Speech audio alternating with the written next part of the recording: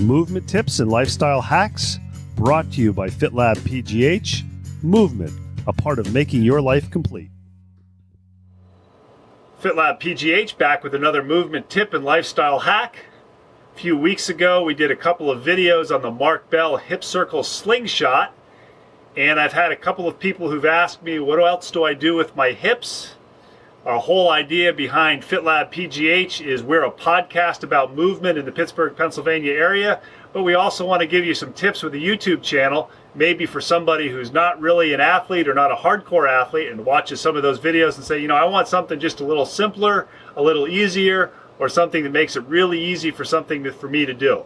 So I'm going to show you a few exercises that I do today when I want to have a little bit of mobility in my hips or work on some hip mobility while reminding myself to keep my lumbar spine stable. So I lay down on my back. I really concentrate on making sure I have a neutral pelvis. I may take one leg and straighten it out with help stabilize my pelvis. And then I just work on internal and external rotation of this right hip. So I exhale as I internally rotate. I inhale as I externally rotate. And I may just do this for 8, 10, 12 repetitions, not forcing the movement, but also focusing on keeping those two bumps on the front of my hips, my ASISs, or anterior superior iliac spines, stable. So if I see myself rocking like this, what I've done is I haven't moved just my hip, but I've brought the pelvis into play. So I'm going to end up doing that with both sides. Just being aware if I have any tightness or any feels like restrictions from one side to the other because some of my muscles are tight. I know in my case I have some limited internal rotation due to some muscle tightnesses. In another video we'll talk about that. So I may spend a minute and a half just working on mobility.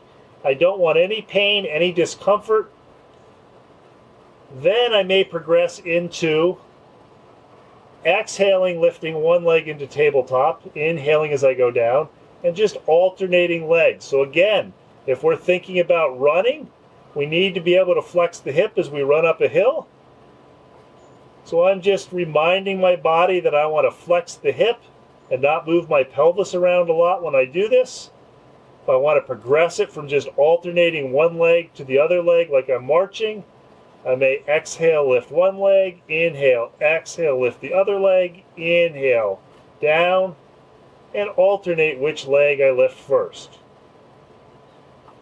So I may spend a minute or so doing those hip flexion motion exercises, and then the final thing I might do, find my rib-pelvis connection, angle of the 10th rib, ASIS. Think about squeezing the glutes, and just starting to do a bridge, thinking about hinging from the hips. Again, we're looking at this for motion, reminding ourselves how we're supposed to move, not really looking about strength. If I know it's going to be a faster run or a run where I really want to focus on my technique, which quite honestly should be every run for me, I may start doing some single leg ones. When I do the single leg, I want to think about keeping my pelvis level left to right, lifting straight up using the glute, and with this leg that's up in the air, I don't just passively hold it up in the air. I think about reaching it long. And one of the things that I can know that I can feel or do when I have a good hip mobility, stability, is I feel very even in my movement from one side to the other. I don't always feel that way, but this is something that I end up doing for some hip motion and reminding myself to stabilize my core probably 3 or 4 days a week, just when I feel like I need to be a little bit more mobile, or I've been doing a lot of sitting or a lot of standing and I haven't been concentrating on good movement. Another lifestyle tip and movement hack from FitLabPGH. 3 times a week, FitLabPGH brings you a movement tip or lifestyle hack. Thanks to the Pilates Body for providing us a locale for filming.